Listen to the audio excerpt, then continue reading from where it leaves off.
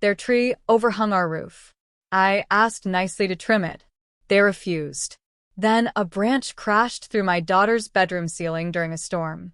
When I confronted them, she said, "Acts of God aren't our fault." So I took it to court. What the arborist testified. It blew the case wide open. I've lived in this house for 18 years. Raised my daughter here. Watched the maples turn orange every fall and shoveled the same cracked driveway each winter. It's the kind of neighborhood where people leave Christmas lights up too long and kids ride their bikes in packs after school. We never had problems with the neighbors. Not real ones. Then Cheryl and Pete moved in next door. The house had been empty for a while. Previous owner passed away, and the place sat with weeds up to the windows for months. When Cheryl and Pete bought it, I was hopeful. Figured maybe it'd bring some life back. Instead, it brought that damn tree. It's a giant oak. Easily 80 years old, rooted on their property line, but its limbs stretched out like they were trying to touch our chimney. The first time I noticed how much it leaned over, it was raining. I stood at the kitchen sink, watching water drip off one of the big limbs, and thought, if that thing ever goes down. That summer, I introduced myself, brought over some coffee cake, and gently mentioned the tree. You might want to look into trimming it back. I'd be happy to split the cost with you. Cheryl smiled like I'd told a joke. It's a beautiful old tree. And healthy. We love the shade. I didn't push. People are weird about their trees. But by fall, our gutters were overflowing with leaves. That winter, during a windstorm, one of the branches, smaller, maybe the size of a baseball bat, snapped and landed on our roof. No damage, but enough to rattle me. I emailed them again in the spring. Polite. Straightforward. Just wanted to follow up about the oak tree. Still happy to cover half the trimming cost. Let me know. No reply. I sent another message the next year after another heavy storm. Still nothing. Every year I kept a log. Dates. Weather conditions. Photos. I even had a few text exchanges from Pete where he said, "Tree's not bothering us. If you want it trimmed, do it on your dime." Problem is, it's illegal in our state to trim branches beyond your property line without permission. And with how this tree was angled, anything meaningful would have involved crossing into their yard. Then came the storm. It was April. Unseasonably warm. The sky went that weird, yellowish color that makes you think the power might go out. Thunder cracked all night, but I didn't really worry. Until I heard the sound. It wasn't thunder. It was heavier. Like something massive breaking apart. I ran upstairs in time to see drywall dust clouding the hallway, the ceiling sagging in. My daughter was screaming. I found her curled up in the hallway. She'd gotten up to use the bathroom. Pure luck. A huge branch, easily 10 feet long, had torn through her bedroom ceiling, crushed her bed, and split part of the wall. Rain poured in around it. If she had been asleep, I can't even write that sentence. That night, we didn't sleep. I called emergency services. Got her checked out. Called insurance. And when the sun came up, I walked next door. I showed Cheryl the damage. Told her I had years of messages asking for that tree to be trimmed. Said we were lucky my daughter wasn't dead. She looked me straight in the eye and said, "Well, acts of God aren't really our fault, are they?" I just stared at her. Didn't even have words. So, I did what I had to do. I filed a claim. Then I filed a lawsuit. I knew it'd be a hard case. Insurance said they'd fight it. Cheryl's lawyer claimed there was no proof of negligence. But I had records. Emails. Photos. And then I got smart. I hired an independent arborist. This guy was blunt. Climbed what was left of the tree, took samples, and came back with a report. Internal rot, fungal growth, dead limbs. He told me, this tree was sick. Visibly. For a long time. They either knew and ignored it or didn't bother looking. In court, his testimony was everything. He explained how rot spreads, how certain fungi are visible even from ground level, how any tree service would have flagged it during routine care. Then he said something I'll never forget. This wasn't an act of God. This was an act of negligence. That changed everything. The judge looked straight at Cheryl's lawyer and asked if they were aware of the fungus. They stammered. Said they didn't know. But I had an old photo, one I'd taken 2 years ago, of a squirrel on the branch, with the growth clearly visible in the background. My lawyer showed it. The arborist confirmed. Suddenly, their whole defense crumbled. We won. Cheryl and Pete had to pay for the repairs, reimburse our hotel stay, and cover court fees. They weren't happy. Pete wouldn't even look at me. Cheryl said as we passed them, "You really didn't need to drag us through court." I didn't answer her. But in my head, I thought, you dragged us through a ceiling. After the ruling, things didn't quiet down. I thought maybe Cheryl and Pete would just pay what they owed and move on, that they'd keep to themselves. But instead, it got ugly. At first, it was little stuff. Our trash bins would mysteriously be tipped over in the morning. Packages went missing from our porch.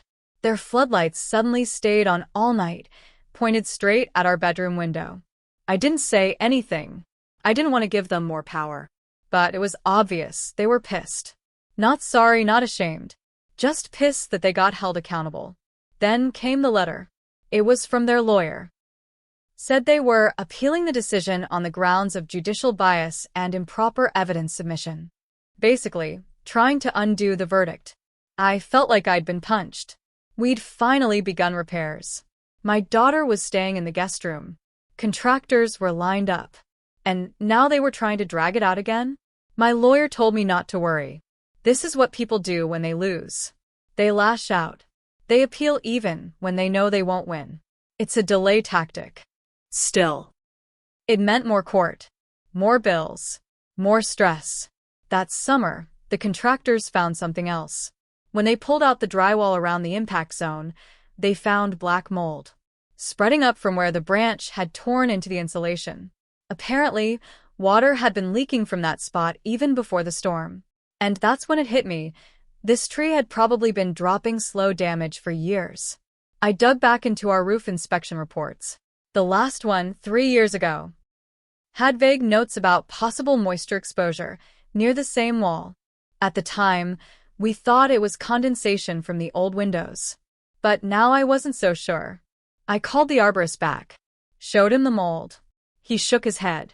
That limb didn't rot in one season. It was leaking long before it broke. That tree's been failing for a while. We added it to the case file.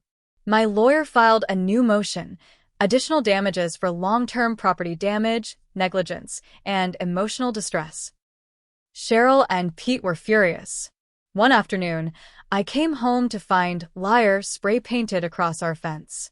The cops came, took a report. Couldn't prove who did it, but come on. Who else? My daughter started sleeping with the light on. Said she didn't feel safe in the house anymore. And me? I started wondering if any of this had been worth it. But then something happened that made it all clear. A man knocked on our door one Sunday afternoon. Said he was a contractor who used to do work on Cheryl and Pete's house.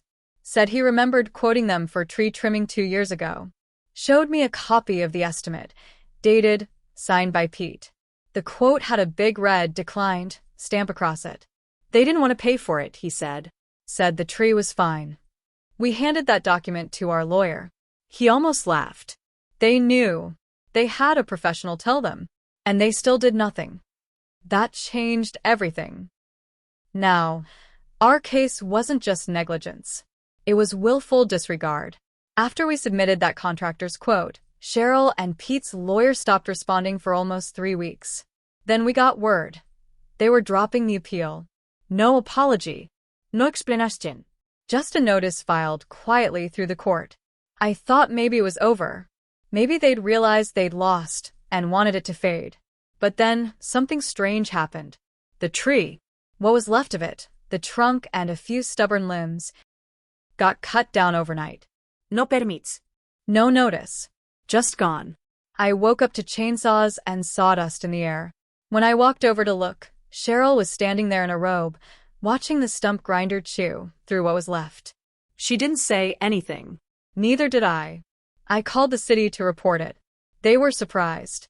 That tree had been protected under a local ordinance. You couldn't remove it without inspection and approval. Cheryl hadn't filed anything. A city inspector showed up 2 days later. Took photos. Wrote something on a clipboard. I overheard him tell her, "This is going to be a problem." Turns out, cutting down a protected tree without permission can carry a hefty fine. But that wasn't the twist. The twist was what they found beneath the stump. Roots rotting. Black, spongy tissue all the way down to the base. The inspector told me, this wasn't just decay, it was disease. It spread deep. He said the tree had likely been a hazard for years. That it was a miracle no one had been killed. I sent that report straight to our lawyer.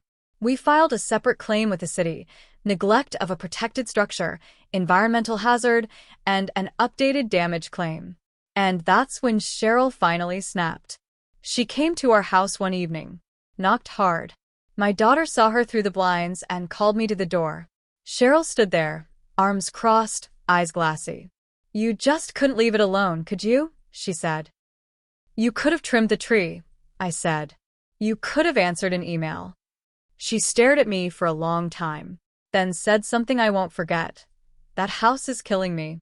Every day since you took us to court, it's like this place hates me. My husband's sleeping on the couch.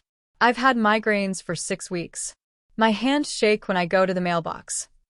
I didn't say anything. What was there to say? She stepped back. "You should have just fixed it yourself. Quietly, like a decent person." Then she walked off into the dark. I still see Cheryl sometimes, out in her yard, standing where that tree used to be. We don't speak.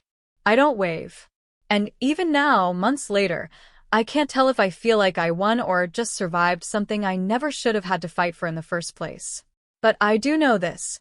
Every night before bed, I check my daughter's ceiling, just to make sure it's still holding. And I hate that I do that. I really do.